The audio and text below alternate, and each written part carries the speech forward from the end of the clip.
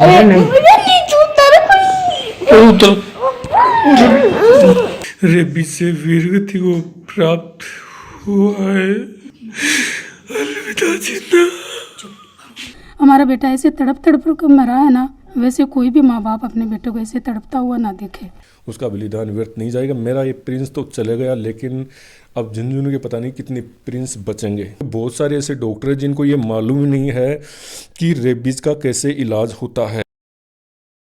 Bank साथी दे रहा है 50,000 रुपए तक कमाने का शानदार मौका, और वो भी बिना किसी इन्वेस्टमेंट के। आज ही बैंक साथी ऐप डाउनलोड करें। राम राम जी, मैं खुशबू झलको झुंझुनू पर थारो बहुत बहुत स्वागत है। आज जो मैं 1 साल पहले की बात करना चाहूँगी। 1 साल पहले की बात है कि 14 जनवरी ने मैं जयपुर जाके एक मुद्दो है वो उठायो हो, और वो मुद्दो शायद हर संज्ञान में भी होगो। मैं थाने याद दिलाना चाहूँ हूँ, बाका बेटा को नाम हो प्रिंस सिंह मीणा। जो प्रिंस है बिने दिसंबर ने जो कुत्तो है वो काटे हो, और 9 जनवरी ने मतलब ई दुनिया वो प्रिंस है वो चले गए हो। मात्र 5-6 साल को बच्चों हो। बाका पिताजी हैं अपने साथ में शैतान सिंह जी। बाऊ में बातचीत करूंगी, और सौ पहली झलको झुंझुनू ही जो शैतान सिंह जी ही बाका घरा जाके वीडियो बनायो हो, दिखायो हो कि भाई बाका बेटा के साथ में क्यों हो। और आज दोबारा 1 साल के बाद में हमारी मुलाकात है बा हुई है।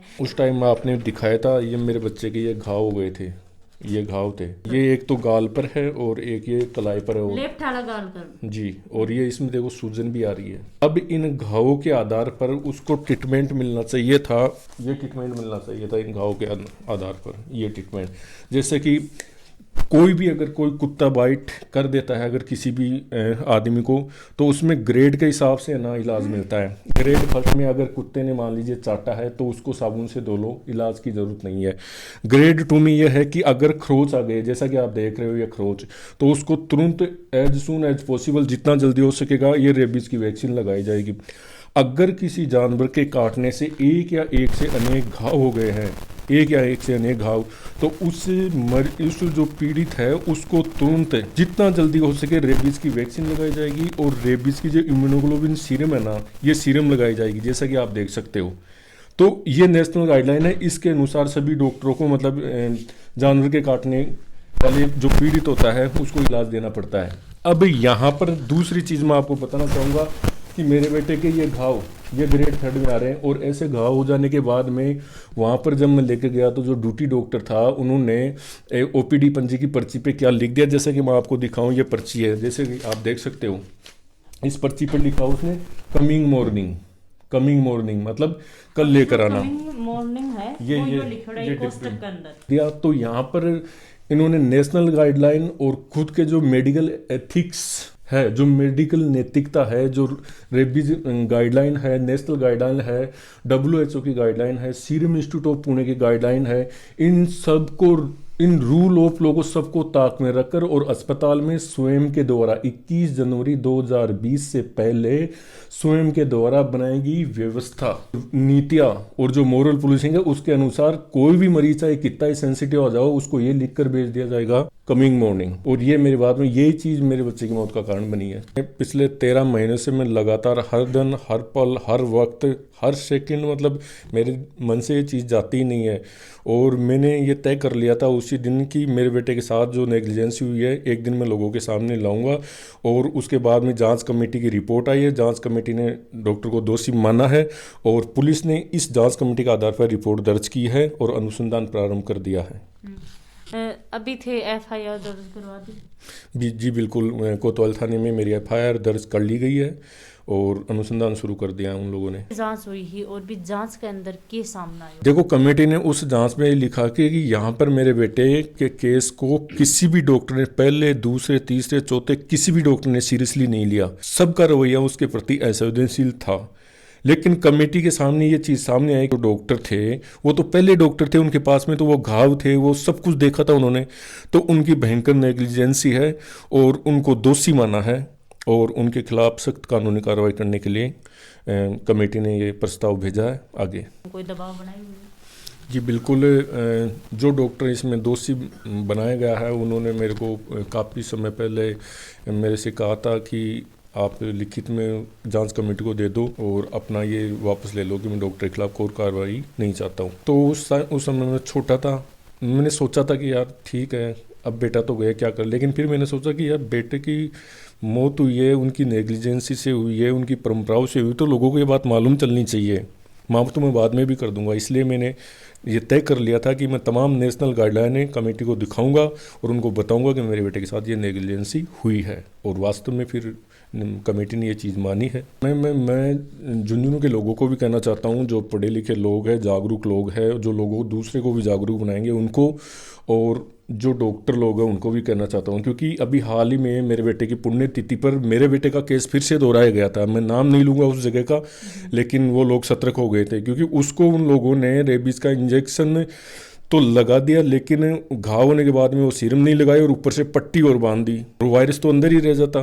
फिर मैंने तत्काल मतलब उसको भेजा कहीं दूसरे हॉस्पिटल में और उसके वो सीरम लगवाई। तो मतलब मैं कहना चाहता हूँ, अभी तक बहुत सारे ऐसे डॉक्टर हैं जिनको ये मालूम ही नहीं है कि रेबीज़ का कैसे इलाज होता है, उसमें ग्रेड कैसे तय किए जाते हैं, ये मालूम ही नहीं है। और ये ही हालात झुंझुनू के 80% लोगों को है। सबको ये पता है कि वह कुत्ते काटने पर इंजेक्शन लगते हैं, लेकिन इंजेक्शन नहीं, जब गंभीर घाव हो जाए, ऐसे घाव हो जाए, तो उसमें एक सीरम लगाई जाती है।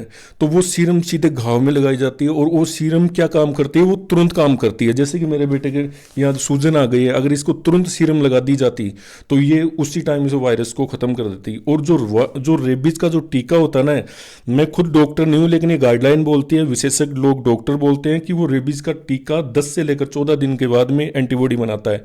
और यहाँ पर मेरे बेटे के 14 दिन बाद में वो एंटीबॉडी बना था, उससे पहले ही रेबीज संक्रमण फैल गया। तो वो मतलब जो 5 टीके लगते हैं, चौथा और 5वां टीका खाने के लिए, तो मतलब वो जिंदा ही नहीं रहा। तो मेरे साथ जो घटना घटित हुई है वो अन्य लोगों के साथ नहीं घटित हो। तो या ये लोगों को तो जागरूक होना ही होगा, प्लस डॉक्टरों को जरूर जागरूक होना होगा, इस बीमारी को गंभीर लेना होगा, क्योंकि इसका कोई इलाज नहीं। एक बार अगर रेबीज हो गया तो मौत निश्चित है, एक भी लक्षण आ गया तो मौत निश्चित है। जीवन अपने अस्तित्व को चलाने के लिए 3 चीज़ों की आवश्यकता होती है, एक तो पानी, एक हवा और एक प्रकाश। और एक बार लक्षण आने के बाद में सबसे पहले ये जो 3 चीज़ें होती है ना अस्तित्व को चलाने के लिए, ये वायरस है ना, इन 3 चीज़ों से परहेज करने लगता है। शरीर के द्वारा परहेज करवाता है। कैसे? सबसे पहले हाइड्रोफोबिया, यानी कि वो पानी से डरेगा, तो पानी नहीं पिएगा तो जिएगा कैसे। दूसरा उसके बाद में आएगा फोटोफोबिया, वो प्रकाश से डरेगा, लाइट से डरेगा। प्लीज़ मैं दर्शकों रिक्वेस्ट करना चाहूँ कि ये वीडियो है इन दबा के शेयर करियो, ताकि कोई के साथ भी यहाँ को है तो कठे ना कठे बाकी बात है, शैतान सिंह जी की बात है, बाबा के दिमाग में ध्यान में आ जाए। और तीसरी चीज़ है, हमें सांस नहीं लेंगे तो हम जिएंगे कैसे, एरोफोबिया। ये तीनों चीज़ें धीरे धीरे पर हाउस से टेरबल वो रेबीज का वायरस से असर करता रहता है। और ये तीनों चीज़ें आते आते लास्ट में वो जो रेबीज का मरीज है पैरालाइज होकर कोमे में चला जाएगा, और फिर वो अटक कर सांस लेगा और उसके मुंह से जाग आएंगे और फिर वो दम तोड़ देगा। बहुत खतरनाक बीमारी है। बहुत करीब से मेरी आंखों के सामने मेरा बेटा 3 दिन 3 रात तड़पता रहा, और उसका मतलब फोटोफोबिया से ले लाइट फोबिया, एरोफोबिया, हाइड्रोफोबिया होने के बाद में लास्ट में वो तड़प के ख़त्म हो गया। इसलिए मैं कहना चाहता हूँ लोगों से, आप इस बीमारी के प्रति सतर्क रहे और जागरूक रहे, और स्वयं भी जागरूक रहे, दूसरों को भी करे। और मैं चाहता हूँ कि ये डॉक्टर लोग भी है ना, जो मतलब इस बीमारी का इलाज करना अच्छी तरह ग्रेड के अनुसार, नेशनल गाइडलाइन के अनुसार, और अगर उनको नहीं आता इलाज तो कोई बात नहीं, कम से कम ये तो मत लिखो वहाँ पर कमिंग मॉर्निंग कल लेकर आना, आप रेफर कर दो उसे और कहीं ले जाओ, भाई हमारी बस की बात नहीं है। मैंने मेरे खुद के 2.5 लाख रुपए खर्च करके एक फाउंडेशन बनाया है। उस फाउंडेशन का नाम है प्रिंस रेबीज रोकथाम फाउंडेशन, और उस फाउंडेशन में मैं अब धीरे धीरे कानूनी मान्यता लूँगा और उसे लीगल बनाऊँगा, और उसमें ऐसे लोगों को जोड़ूंगा जो लोगों को जागरूक भी करेंगे और इलाज के प्रति भी जागरूक रहेंगे। और उसमें ऐसे लोगों की मतलब फ्री में उनका वैक्सीनेशन और सीरम उनको दिया जाएगा, जिनके पास में जैसे कि वो सीरम रेबीज की अगर बाहर से लेते हैं ना वो सीरम, तो वो लगभग 2,000 रुपये की आती है, लेकिन जान बच जाती है उससे। तो वो पैसे मैं दूंगा, मेरा फाउंडेशन देगा उसमें, और उसकी सहायता की जाएगी, तुरंत की जाएगी, एज सून एज पॉसिबल। तो ये मेरा फाउंडेशन का उद्देश्य है। वीडियो है यो ग्रुप में सेंड करियो, ताकि कभी भी कोई भी ऐसी घटना है बा नहीं घट है और साथ साथ में थारा सुझाव ही मैंने कमेंट में जरूर बता दियो। चैनल ने सब्सक्राइब जरूर कर लियो। जय हिंद, जय राजस्थान।